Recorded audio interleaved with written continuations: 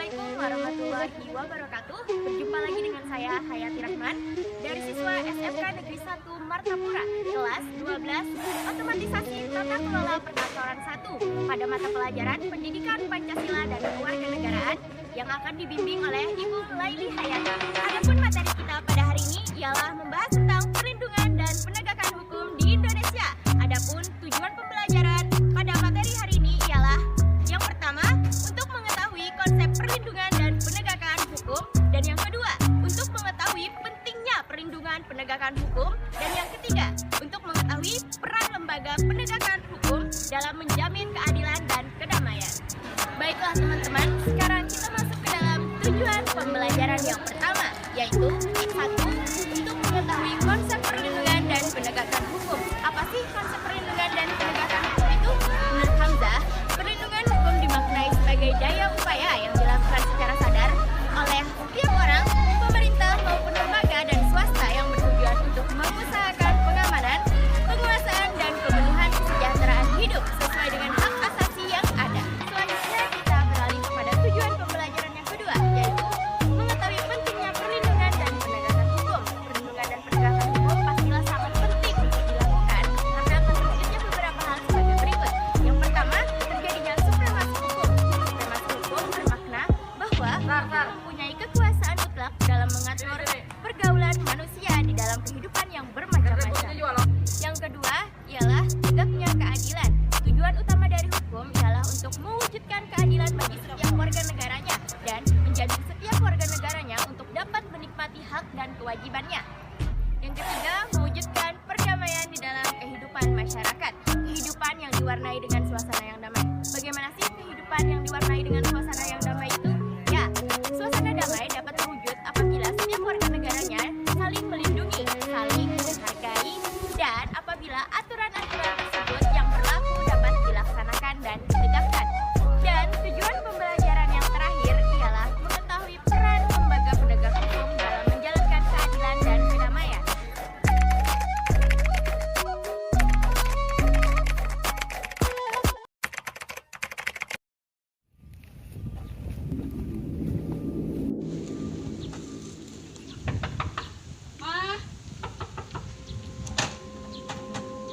Assalamualaikum.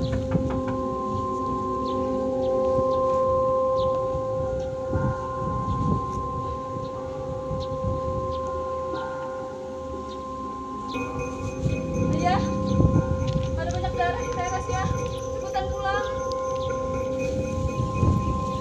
Ya, banyak darah.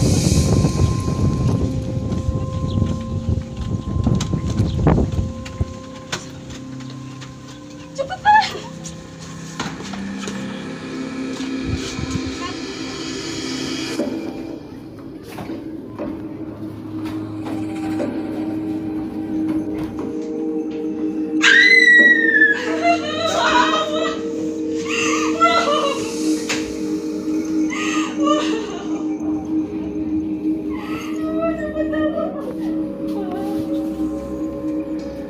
Halo Pak, di sini ada terjadi pembunuhan Pak. Tolong cepatnya datang kemari.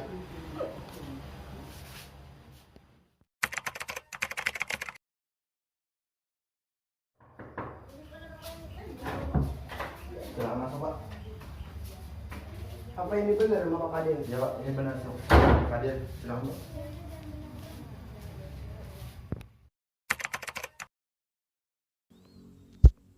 Sudah siap kayak gini juga? Iya nih, lamaan dan tadi nunggu capek. Siapa ya? Ini loh.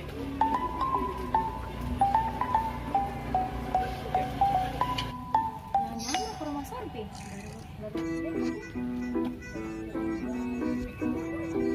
Kayaknya dia masuk ke situ deh.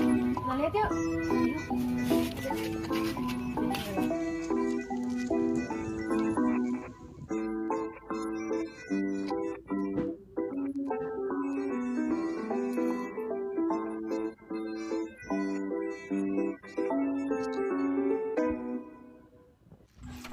Sebaiknya kita tanya tetangga terlebih dahulu. Ayo Bu, itu ada tetangga Bu. Ayo kita ke sana. Maaf Bu, bisa minta waktu sebentar? Boleh, ada Ada apa ya? Saya ingin bertanya, gimana sih kepribadian sang korban ini? Ibu ini orangnya terlalu protektif. Kalau nggak kenal, nggak mau diajak ngomong. Ya kayak gitu deh. Bu, apakah kemarin di sini ada orang yang kalian curigai di sini? Kemarin siang saya lihat ada 2 orang. Berdiri di depan pintu rumah korban itu, Pak. Ya, Pak. Saya juga lihat kemarin. Bisakah kamu menyebutkan ciri-cirinya? Ciri-cirinya tuh ada 2 cowok. Yang satu pakai hoodie biru tua, yang satu hitam. Apa di sekitar sini ada anak remaja yang berkelakuan tidak baik? Ada, Bu. Itu tetangga di depan rumah saya. Suka mesum, mana suka nonton film porno, volumenya kenceng lagi, dan suka ngapel gitu di depan rumahnya. Kan gak enak lihat orang banyak. Terima kasih atas waktunya Ibu. Ya, sama-sama, Pak, Bu.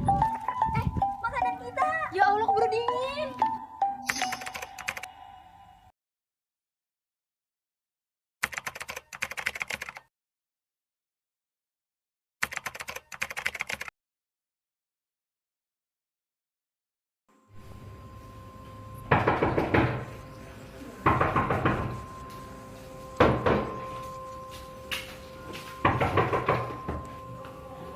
Kami dari kepolisian. Mas! Permisi, apakah kami bisa bertemu dengan anak Anda? Maaf Pak, anak saya tidak ada di rumah. Ada apa ya dengan anak saya? Kami ingin menyelidiki anak Anda terkait dengan kasus yang terjadi. Loh kok, Pak, rumah saya itu nggak apa-apa sih, kita masuk.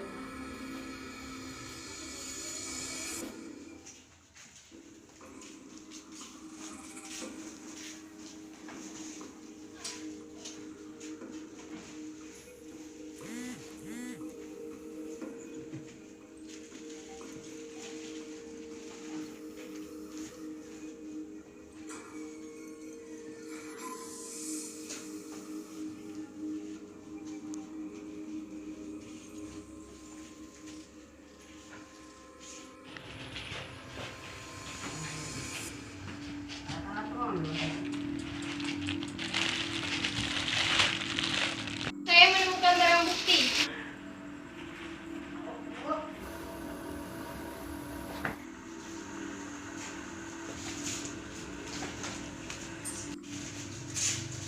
Saya menemukan sendal ini sebagai barang bukti. Saya juga nih. Sebaiknya barang bukti ini kita bawa saja untuk penyelidikan lebih lanjut. Anak Anda kami dukan sebagai tersangka sementara. Baiklah, kalau anak saya tersangka, silakan ditindak lanjuti lagi.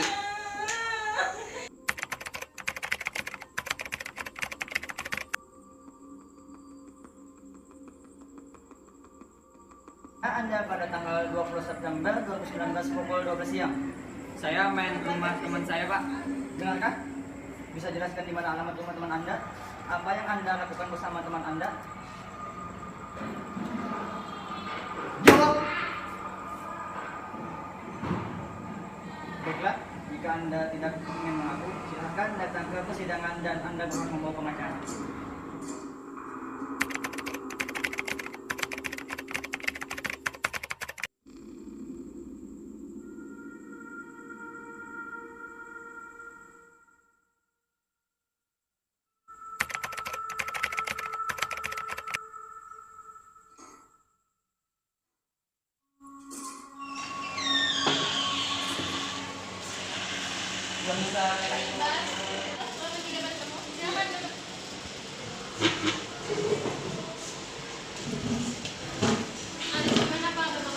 Jadi gini Bu, anak saya tersangka salah satu kasus.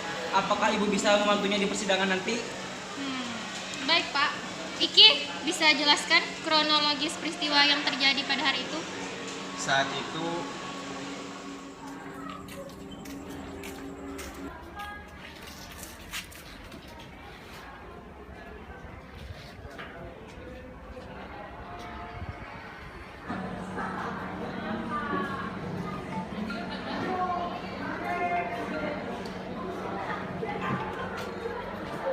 Halo bro, Halo bro, Tombir nelpon. lo sibuk nggak? Nongkrong kuy? Koi, OTW bro. Sip, ditunggu.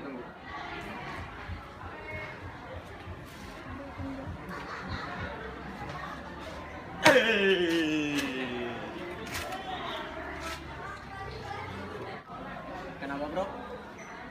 Thank you. Nyokap gua marah-marah terus, pusing gua bro. Sama gua juga bro. Berarti mau. Gimana kalau kita bisa aja dari orang tua, dari kontrakan kayak atau apa kayak? Boleh. Tapi nyari duitnya di mana? Gue ada ide nih bro. Apaan? Gimana kalau kita nyuri aja?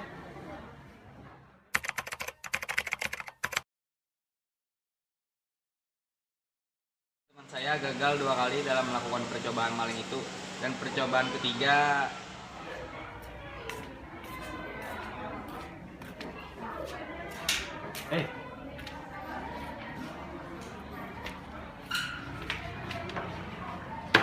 Gimana bro?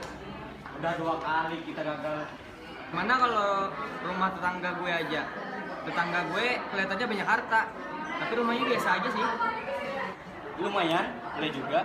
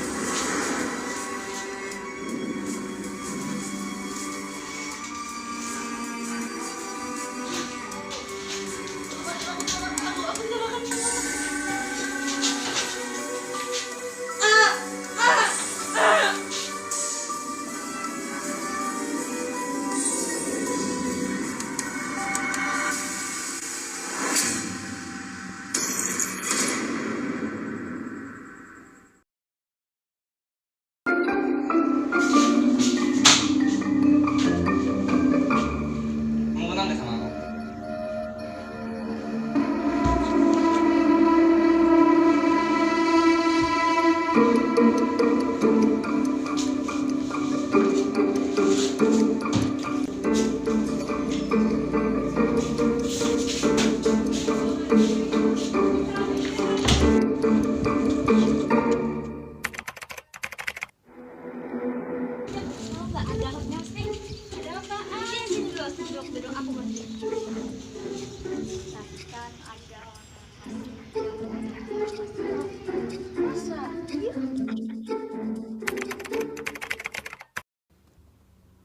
Jadi gitu ceritanya. Ini sebenarnya kasus yang cukup berat karena ini termasuk pembunuhan berencana. Apakah ini bisa diringankan hukumannya untuk anak saya? Memangnya berapa umurnya? 16 tahun. Masih di bawah umurnya. Masih bisa dipertimbangkan dengan hukumnya. Makasih Bu, kalau gitu saya permisi dulu. Ya, sama-sama Pak.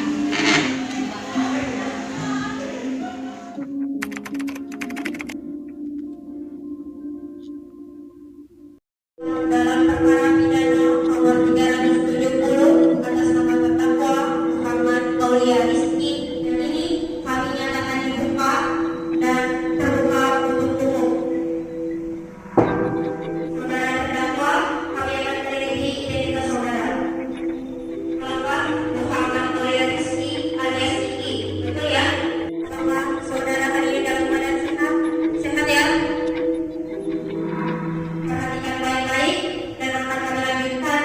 Saudara Diki lahir di Martapura 2003, laki-laki, berkewarganegaraan Indonesia, tinggal di Kampung Sepupu Raya nomor 45 RT 1 RW 2 Kecamatan Martapura Kabupaten Banjar. Agama Islam, betul ya? Dalam kasus perkara ini didampingi kuasa hukum, betul ya? Baik, untuk para koordinator penasihat hukum terdakwa, silakan memberikan informasi terkait kasus ini.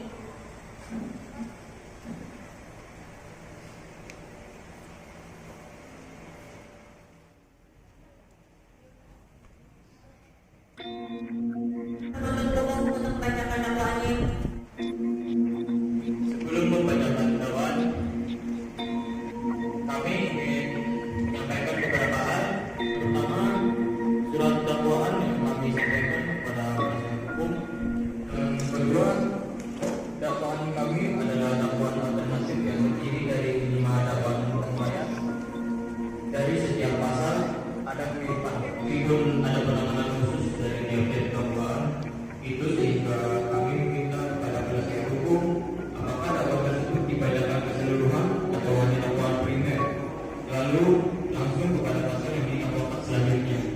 Baik, dari penasihat hukum bagaimana tanggapannya? Keberatan? Tidak keberatan?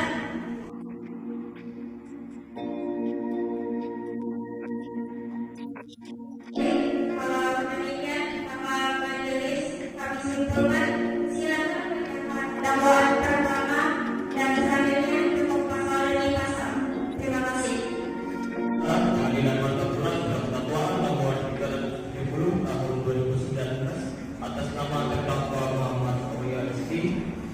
Dakwaan berikan bahwa terdakwa Muhammad Aulia Rizky telah melakukan pembunuhan berencana sebagai berikut.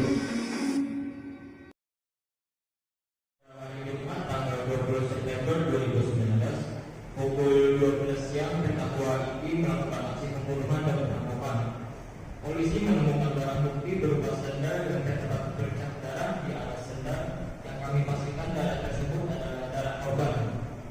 Adapun tuntutan yang kami jatuhkan pasal 365 J 338 KUHP tentang tindak pidana pencurian dengan kekerasan dan atau kejahatan terhadap nyawa dengan ancaman hukuman penjara lebih dari 15 tahun, tentang pembunuhan berencana pasal 339 tentang pembunuhan didahului kejahatan, pasal 338 tentang pembunuhan, 363 tentang pencurian dengan pemberatan kami menuntut terdakwa pidana mati atau penjara seumur hidup atau paling lama 20 tahun penjara.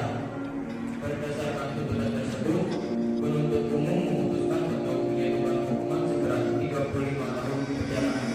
Baik, bagaimana? Apakah ada tanggapan dari penasihat hukum? Saya tidak menyetujui tuntutan dan jaksa. Secara hukum, anak sebagai pelaku tindak pidana dengan ancaman pidana mati tidak akan dikenai pidana mati maupun pidana penjara seumur hidup. Jika tindak pidana yang melakukan anak merupakan tindak pidana yang diancam dengan pidana mati atau pidana penjara seumur hidup, pidana yang dijatuhkan adalah pidana penjara paling lama 10 tahun. Undang-Undang 11 Tahun 2012 tentang Sistem Peradilan Pidana Anak perlu diketahui bahwa apabila dalam hukum material diancam pidana kumulatif berupa penjara dan denda, pidana denda diganti dengan pelatihan kerja. Pada intinya adalah pidana yang dijatuhkan kepada anak dilarang melanggar harkat dan martabat anak. Dengan ini, saya meminta untuk keringanan jatuhan hukuman menurut Undang-Undang Nomor 11 Tahun 2012 tentang Sistem Peradilan Pidana Anak yang dapat dijatuhkan kepada anak paling lama setelah dari maksimum ancaman pidana penjara bagi orang bebas. Bagaimana? Apakah ada tanggapan dari penuntut hukum? Ya, keberatan. Berdasarkan pasal 340 KUHP berbunyi, barang siapa dengan sengaja dan dengan direncanakan lebih dahulu menghilangkan nyawa orang lain dihukum karena pembunuhan direncanakan dengan hukuman mati atau penjara seumur hidup, penjara sementara selama-lamanya 20 tahun. Dan terbukti bahwa saudara Iki telah bersalah karena menghilangkan nyawa sang korban. Di sini juga telah melanggar pasal 28A yang berbunyi setiap warga negara berhak hidup, mempertahankan hidup dalam kehidupannya. Dan juga kami menemukan banyak darah lain di gagang pintu yang terbukti darah tersebut bukan milik tersangka atau korban. Dan penuntut hukum berkesimpulan bahwa pelaku lebih dari satu orang. Saya meminta izin kepada majelis hukum apakah boleh untuk memanggil tersangka lainnya. Ya, silakan. Saya minta petugas untuk melakukan tersangka lainnya ke tempat saya.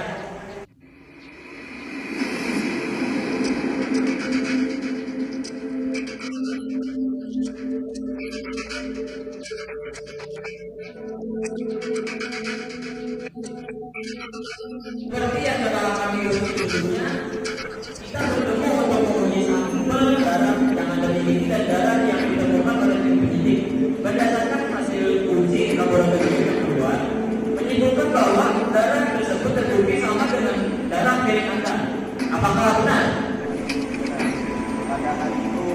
saya ada jadi untuk melakukan hal tersebut.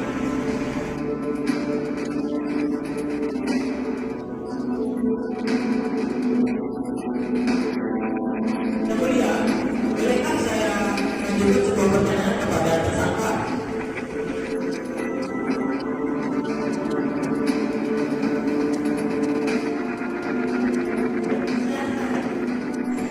Kalau serangan barang bukti yang ditemukan oleh penyidik kepada saya.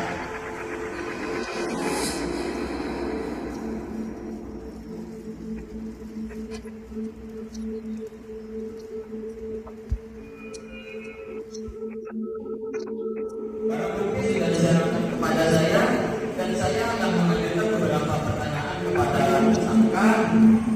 Apakah benar ini benda yang Anda gunakan saat melakukan peristiwa tersebut?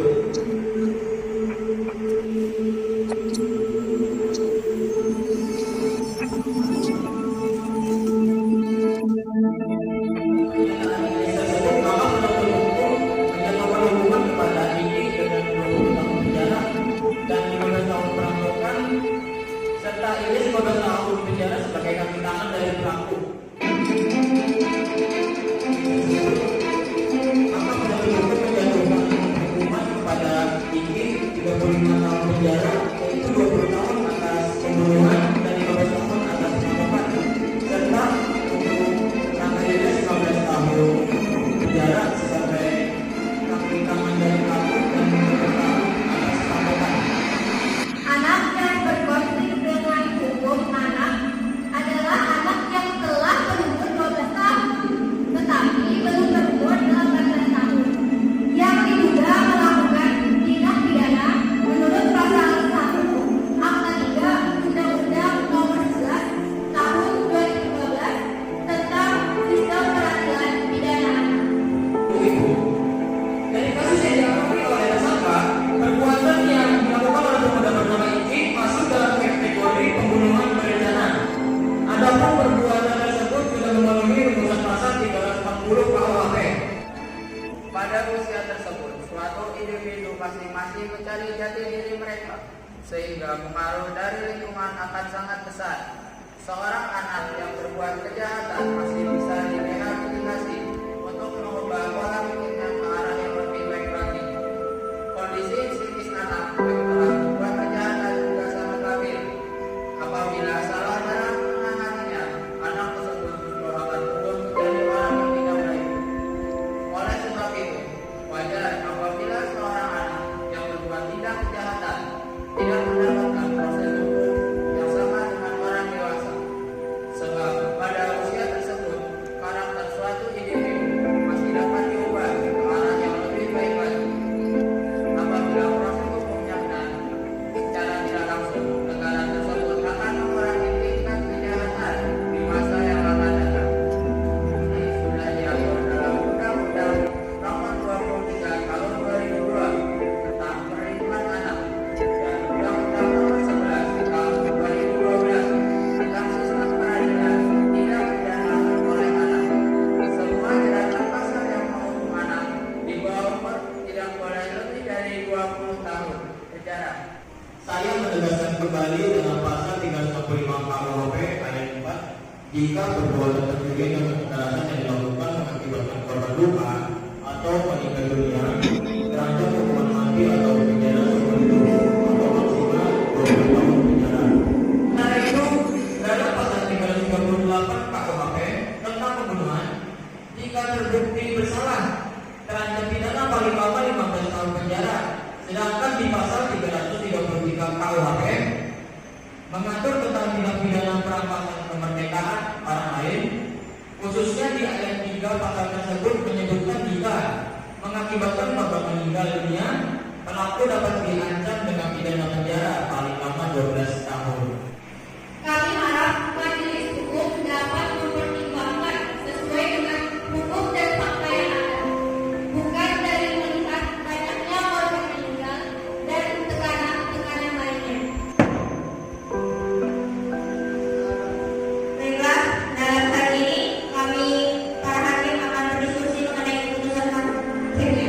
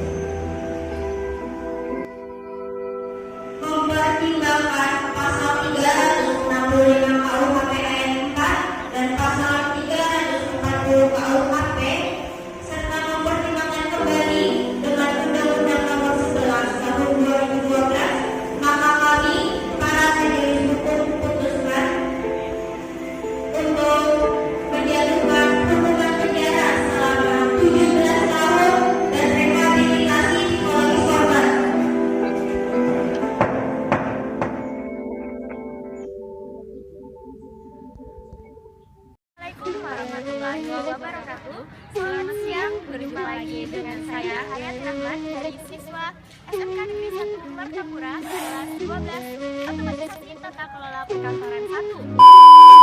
Assalamualaikum warahmatullahi wabarakatuh. Berjumpa lagi dengan saya dari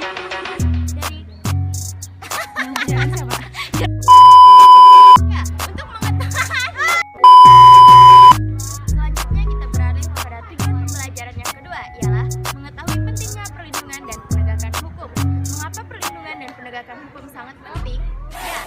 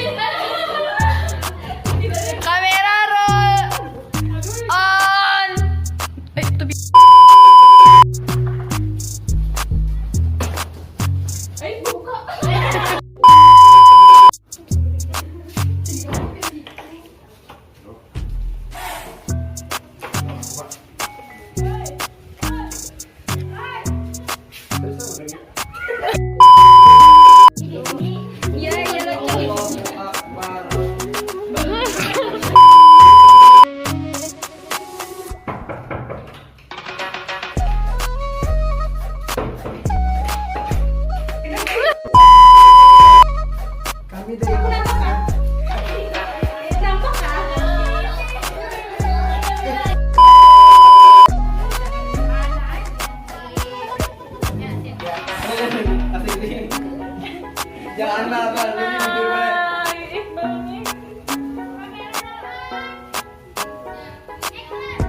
Permisi, apakah saya bisa bertemu dengan Anda? Maaf Pak, anak saya tidak ada di dalam. Anda apa ya? Kami ingin menyelesaikan.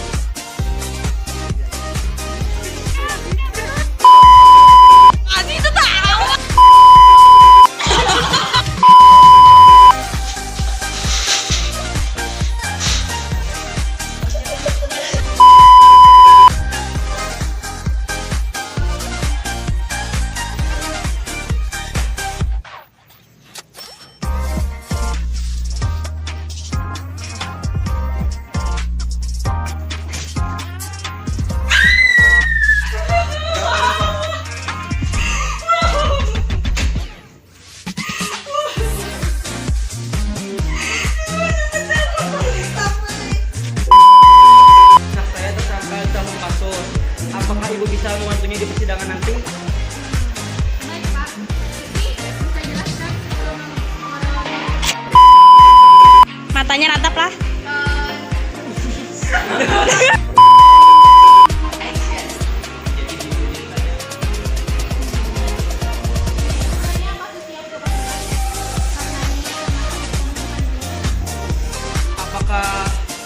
ini bisa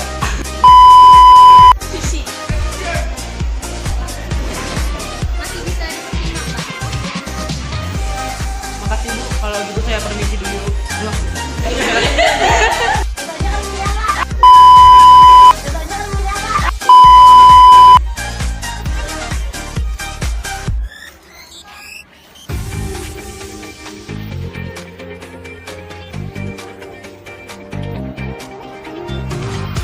Halo bro.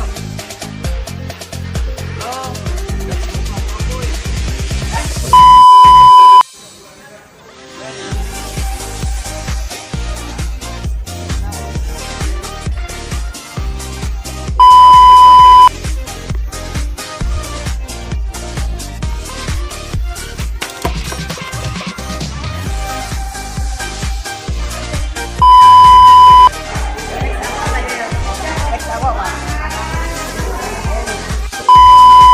Berarti kami nyatakan dibuka dan terbuka untuk umum.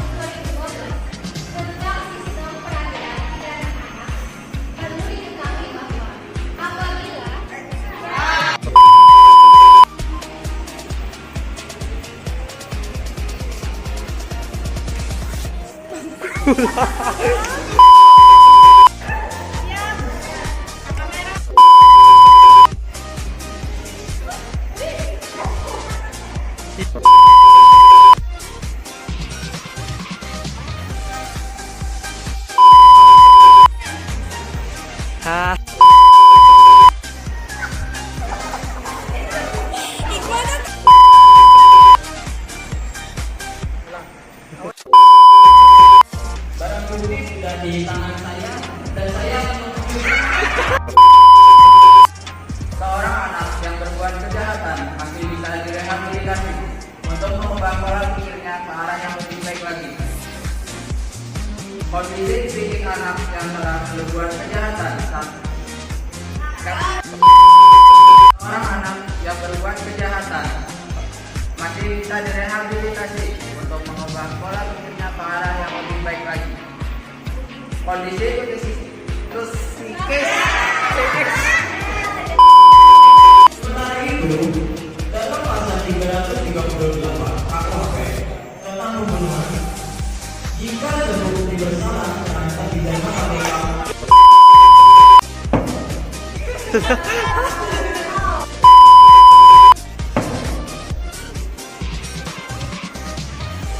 Baiklah, dalam